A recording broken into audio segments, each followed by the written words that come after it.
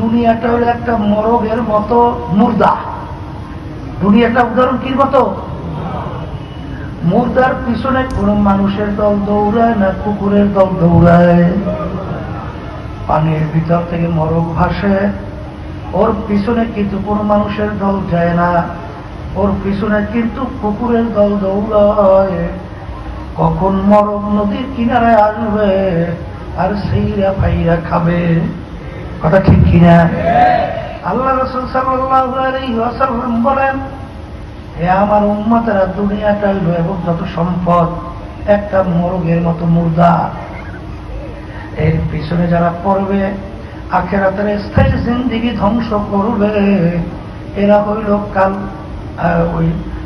ওই কুকুরের মতো। কেমন জানি এরাও কুকুরের দল। বলে কথা ঠিক কিনা?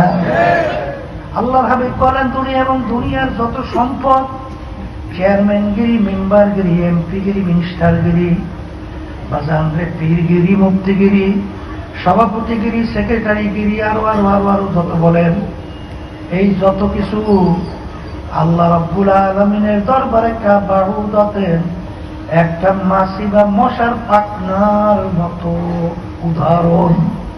কিসের উদাহরণ? মাছি বা মশার পাখনা। আচ্ছা বলেন তো, মশা মাছির পাখনার মূল্য আছে কত? 1 লক্ষ মশার পাখনা একত্রিত করবে যদি আপনি বাজারে নেন, কয় টাকা বিক্রি হয়? হ্যাঁ, কোনো মূল্য আছে? আল্লাহ রাব্বুল আলামিনের কাছে এই দুনিয়া এবং দুনিয়ার সম্পদের কোনো মূল্য নাই। কথা ঠিক কিনা? হুজুর মূল্য নাই। তাইলে হুজুর আপনারা আবার দুনিয়া কামাই করেন কেন, ব্যবসা বাণিজ্য করেন কেন? কথা ঠিক ভাবে ঠিক। বাজার দুনিয়া কোনটা, আখিরাত কোনটা, এটা কিন্তু বোঝা লাগবে। কথা ঠিক কিনা? হালাল উপায় উপার্জন, এটাও কিন্তু আখিরাত। কথা বলে না? হালাল উপায় উপার্জন, এটাও কি বলেন? আখিরাত। ফরজের ভিতরে বড় একটা ফরজ হলো হালাল রিজিক কামাই করা। কি রিজিক কামাই করা? আল্লাহ রাব্বুল আলামিন কোরআনুল কারীমের ভিতরে বলছেন, ফাইযা কুদিয়াতিস সালাতু ফান্তাশিরু ফিল আরদি ওয়াবতাগু মিন ফাদলিল্লাহ ওয়াযকুরুল্লাহা কাসীরা। এখানে মালিক বলেন, নামাজ আদায় করার পরে দেরি না কইরা জমিনের ভিতরে নামো। কেন? হালাল রিজিক কামাই করার উদ্দেশ্যে। কথা ঠিক কিনা? দুনিয়া হইল, আপনি চাকরি করেন, আসলে অনেকে চিন্তা, সমস্ত গুনার মূল হল এই দুনিয়ার মোহ।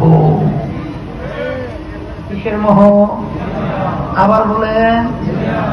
কিন্তু আল্লাহ রাসূল সাল্লাল্লাহু আলাইহি ওয়াসাল্লাম দুনিয়ার ব্যাপারে কি বলছেন?